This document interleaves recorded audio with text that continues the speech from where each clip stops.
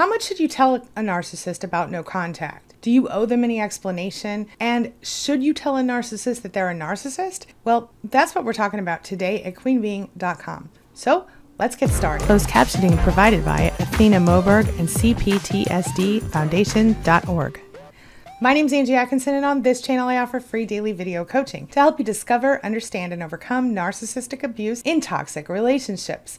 I like to call it toxic relationship rehab. So if that sounds good to you, hit that subscribe button and we'll just get going. Now the question is, should you tell a narcissist that they're a narcissist? I'm going to share with you a really quick clip from a recent live stream that I did where one of the viewers asked, should I tell my sister and my mom that I think they're narcissists? I'm going to show that to you really quickly so you can see how I answered in the moment. Take a look. Becky Smalley says, my narc sister is demanding to know why I'm not talking to her. Do I have the right to tell her and my mom that I think they are narcissists? Do you have the right? Absolutely. Should you? No. And let me tell you why. The moment you tell someone, I think you're a narcissist, what do you think they're going to do? They're going to Google it, most likely. And then they're going to see themselves and they're not going to like it. So what you want to do is avoid that. You could tell them you think they're toxic or something like that. I would not use the word narcissist with them only because I've seen it backfire on so many people. You definitely have the right, but I just don't think it's the right choice because what they'll do is they'll research it. And then a lot of times they'll come back and go, oh, you're the one who's the narcissist. You know, they'll twist everything around. They'll project their own bad qualities onto you. And it's just crazy making. You don't have to tell them anything at all. Of course, she's going to demand to know why you're not talking to her. You can just say, you know what, I'm going through some things in my life right now and I need a little space. That's all. Or you can say, I'm really trying to eliminate toxic influences from my life. It depends on how seriously you want to have that discussion. The fact of the matter is, I promise you, no matter what you say to that person, it will not be a productive discussion. I hope that's a little bit helpful for you, Becky. So now that you've seen that, I'm going to show you another clip from another video where I kind of went into a little more depth about whether or not you should tell someone they're a narcissist. So take a look. So the question is, do you or don't you confront a narcissist once you figure out that they are a narcissist? Obviously, you're going to want to. You're going to want to say, hey man, you're a narcissist. Hey lady, you're a narcissist.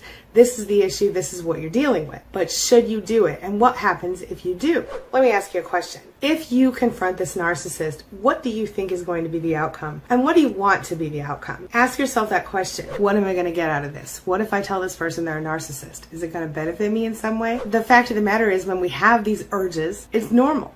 Of course, if you just discover someone's a narcissist, you're going to want to be like, hey man, this is what the deal is. Or hey lady, this is what the deal is. You hope that they will recognize themselves in the description. You send them articles. You let them know. You might even send them one of my videos. You hope that they're going to be remorseful. You hope that they're going to go, oh my gosh, that is exactly who I am. And I need to fix myself. But unfortunately, if that's the outcome that you want, you're going to be sadly disappointed. Why is that?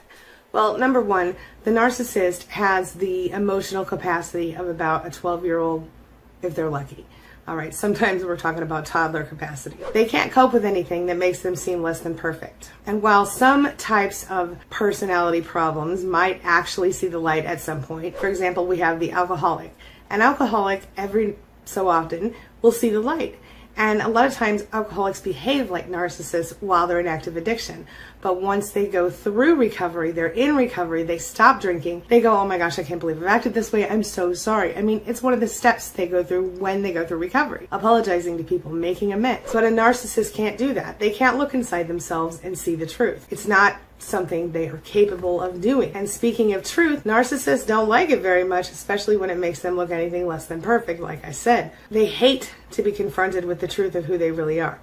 It almost physically hurts them. It's not surprising when you consider that their entire existence is made up of fabrications, of lies to suit their self-image. They don't value the truth, no matter how much they act like they do, no matter how much they may bitch and moan to the contrary. They don't have any desire to be set free by the truth, and they certainly will not pass up an opportunity to get angry at you. So what's going to happen if you tell the narcissist, hey man, you're a narcissist. Hey lady, you're a narcissist. This is what's going to happen. Number one, they're going to research narcissism. Number two, they're going to get super mad at you.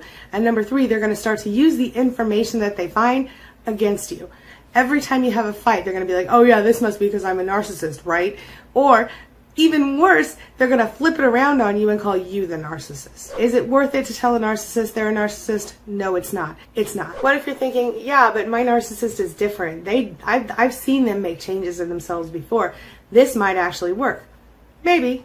Maybe your narcissist is different than all the other narcissists, but everyone I know who has attempted, and I know a lot of people because of what I do who has attempted to try to confront a narcissist has found him or herself in the same boat. And unfortunately, they learned that one of the most effective ways to waste their breath and their energy and their intellectual stress is simply trying to explain to a narcissist who they really are. You can't reason with a narcissist. Confronting a narcissist with the truth turns out to be more harmful than helpful in this case. If you expect them to hear you out on a gracious level, forget about it. And even if you confront them about the actual abuse and you don't use the word narcissist, guess what's going to happen? They're not going to be sorry unless it suits them in the moment. They're only going to be sorry if they think they're going to get something out of it. And it will not be sincere. In fact, most likely they're going to get angry at you for bringing up the past, even if you're still standing there with a bloody nose from when they punched you in the face, proverbially or otherwise. You will not get remorse from a narcissist. You will get offense. They will be offended. They will be affronted. It doesn't matter how gentle you are. It doesn't matter how diplomatic and carefully you say it. You cannot confront a narcissist and expect them to have any actual remorse, any actual move toward change. They will instead be offended that you challenge them or that you dared to call them out. How dare you see the narcissist for who they are? How dare you figure them out? How dare you discover the devious plans they may have had for you or discover the horrible truth about them? That's what it all comes down to. I'm going to share one more clip with you, and this one is all about whether or not you should tell a narcissist that you're going no contact, because I think these things are all connected. A lot of times once we recognize someone's a narcissist, eventually we realize that we need to go no contact with that person. And so a lot of times we're confused. Should we or shouldn't we tell them about no contact? So take a look at this. Today I'm answering a question from a viewer named Jennifer. So take a look. Jennifer asks, am I supposed to tell a narcissist when I'm going no contact? I've decided to go no contact with my dad, who only tries to contact me every 8 months anyway. And now he's reached out twice this month. My stepmom had a stroke a while ago, and although she and my father have been divorced for years, I love and care about her. And he's moved in to quote unquote support her. I'm starting to worry about her, but now that I've blatantly ignored my father twice, I don't know what it will be if I call back. I can't maintain contact with my dad for the rest of her life. My father's toxic to me, and she may live a few more months. She might live for years. I don't know what to do. Okay, Jennifer, so here's what I think. First of all, as I mentioned to you in the comment, it's really entirely up to you. The fact of the matter is that letting a narcissist know that you're going no contact may or may not be appropriate depending on the situation. What it all comes down to is that if telling the narcissist that you're going no contact will cause more harm than good, you should not tell the narcissist. You should just take action to go no contact. So what are the steps of no contact? Well, very simply, number one, you block them on every form of social media. You block them from calling your phone. If you can't block them from calling your phone, you should at least not answer their calls when they call. You can set their ringtone to silent, and you can set their name to do not answer, just to remind yourself. Next thing you want to do is make sure you don't discuss it with the family, with the friends, anybody else who's connected. Don't have flying monkeys or go-betweens or proxies or anything like that. Stay focused on just living your life. So get out of the house, go do some stuff, take a hike, take a vacation, get a manicure, whatever. Focus on yourself, focus on self-care. You mentioned to me that your father has been very toxic in your life, and so it's going to be really important for you now to focus on self-care and not worry so much about your father. I understand the situation is a little hairy for you because of the fact that you are close with your stepmother and you do love her. With that being said, she's got to understand the level of toxicity that your father would bring to your life. Obviously, they're divorced, so she has experienced some of that abuse herself. Make sure you don't schedule visits to see her during the time he's there. If you do want to see her, make sure you do it outside of him. But if he's living in her house, obviously that's going to be really hard right now.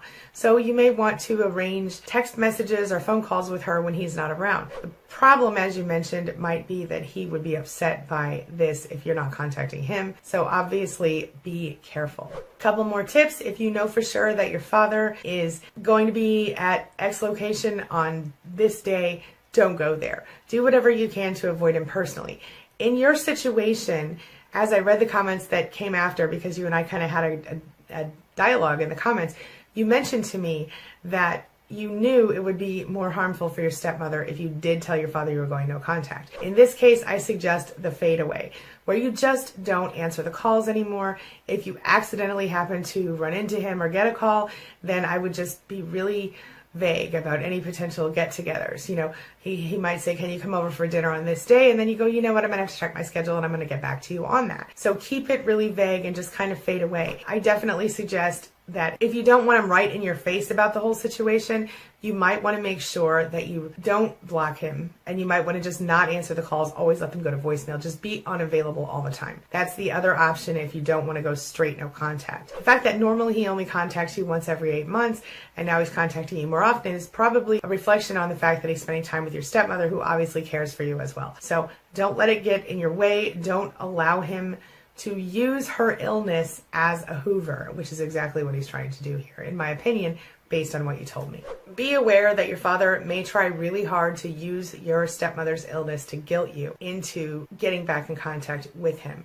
The guilt trip is a common narcissist tactic. You're probably quite familiar with it. As always, I suggest gray rock. Just don't even hear it. Don't respond to it. Even if it makes you feel terrible, never let him know that it makes you feel terrible. You feel me? The other thing I think it's really important for you to remember right now is that enforcing boundaries in your life in order to keep toxic people out is your right and almost your responsibility. You are not doing anything wrong by not allowing that toxic person in your life. As adults, we have the right and, again, the responsibility to define what it means to be in a relationship with our parents. If we are in a toxic relationship with our parents, we have the right to set a boundary saying, I'm done with you. Allowing your father to keep abusing you is not honoring him in any way. Just like setting a boundary and saying, that's it, this is my boundary, I'm not going to accept this, is not dishonoring him in any way. Just remember that you have the right to be at peace and happy in your life, regardless of what's happening in his life or anyone else's life. Don't beat yourself up about it. You have the right and, again, the responsibility to take care of yourself now. All right, this brings me to the question of the day. And the question of the day is, have you gone no contact with someone, or are you considering it? And if so, will you tell that person, or have you told that person that you're going no contact? And will you or have you said to someone that you think they're a narcissist? And how did that work out for you? Share your thoughts, your ideas, and your experiences in the comment section below, and let's talk about it. Thank you so much for being a part of my day and a part of my life. And hey, thanks for letting me be a part of yours. Don't forget, take a look at the videos I'm leaving for you right here, and the videos in the cards. Plus, hit that subscribe button right there so that we can stay connected and continue on this healing journey together. Don't forget, you're never alone. You've always got your Spanily. I'll see you soon.